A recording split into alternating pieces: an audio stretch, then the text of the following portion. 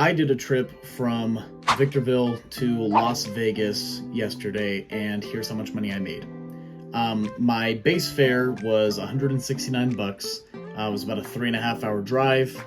However, after dropping off the customer, I got a notification that I got some extra earnings, and my total earnings for the day was $363. So why is this? This video wasn't going to be about, me taking someone to Vegas and then going to a casino and having a bunch of fun, right? I wish I could have done that, right? But no, this video is going to explain not only how much does a driver get taking someone to Vegas, but it also explains Prop 22. So you can read a lot about Prop 22, but basically for app drivers, gig economy drivers, we receive 120% of the local minimum wage, and we receive 30 cents per mile, right? So put yourself in my seat for a second. I'm driving and I see a request come in for $169, but it's all the way to Las Vegas, right? Now, if you're like me, you probably look at that and think, man, this is a 3.5 hour trip and I'm going to receive $169. I mean, yeah, it's more than $50 an hour that you're making, 45, 50 bucks an hour to get out there, right? But once you're in another state, you're not allowed to Uber. So you essentially have to drive back without getting paid and picking up any riders. And trust me, there's no one in the middle of the California desert coming back from Vegas ordering Ubers. It would be really nice if it was. So you have to consider 7 hours of driving for, let's just call it 170 bucks. Basically, $20 and change an hour, right? What's really cool is that I will take that Vegas trip every time because I know that the Prop 22 earnings guarantee will kick in, meaning that I will get 120% of the local minimum wage, which I think in my area is $15 an hour, and I'm going to get 30 cents a mile. So mileage wise, I haven't looked it up. I should have, right? But there's a lot of miles between Victorville and Las Vegas that I drove. They don't count for the time that you're picking up the person, right? Or the mileage that it takes you to pick up the person. But from pickup to drop off, they calculate that mileage and pay you 30 cents a mile, right? So if Vegas was, I don't know, shoot a number, 250, 300 miles away. Let's call it 300 miles away, right? 300 miles away, that's an extra 90 bucks, plus you're supposed to make, the 120% of the minimum wage in your area. So I was supplemented with a $190 payment for the Prop 22 guarantee. So believe it or not, I got paid more from the Prop 22 guarantee than I did from the actual fare that I received taking the person to Vegas. So that was really interesting.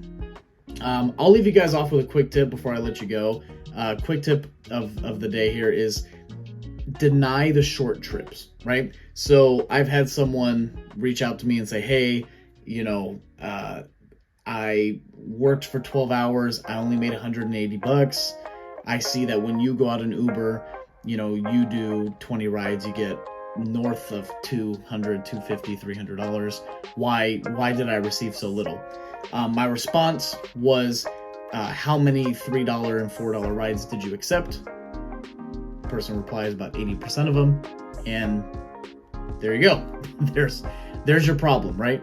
So tip I was going to leave you with, just deny the shorter trips. A fun thing about Uber is that if you simply deny trips, it does not hurt you as much as you canceling trips, right?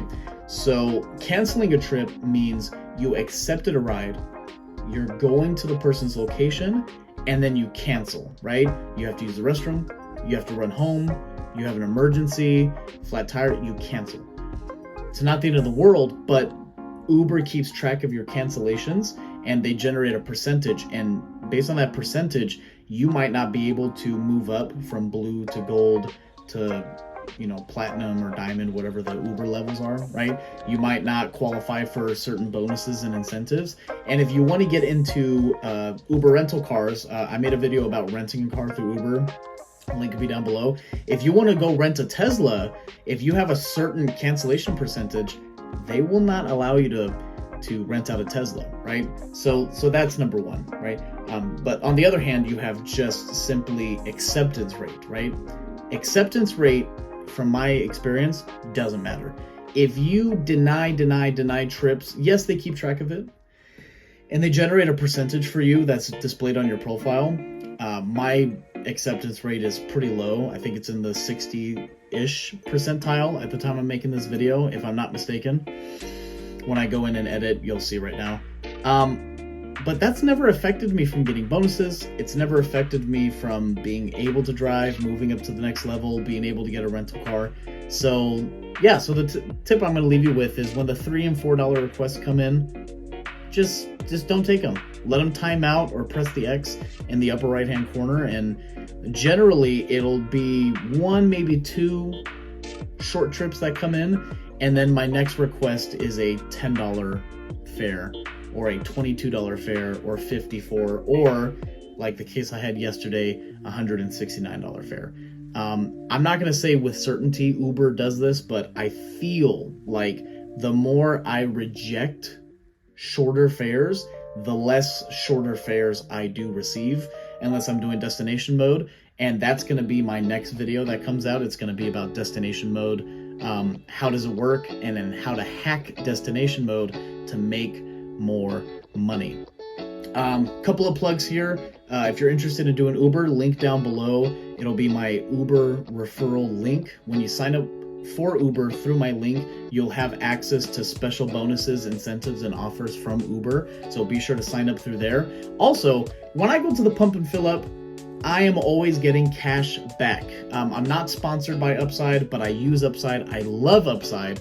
And when you sign up with the link down below, Upside, after your first fill up, will send you $7 after your first fill up. Make sure to sign up there at the link below. You can get cash back on gas, groceries, and restaurants around town in your area. Just be sure to visit the Upside app and sign up with the link down below. Other than that, I appreciate you, love you. I'll see you next time.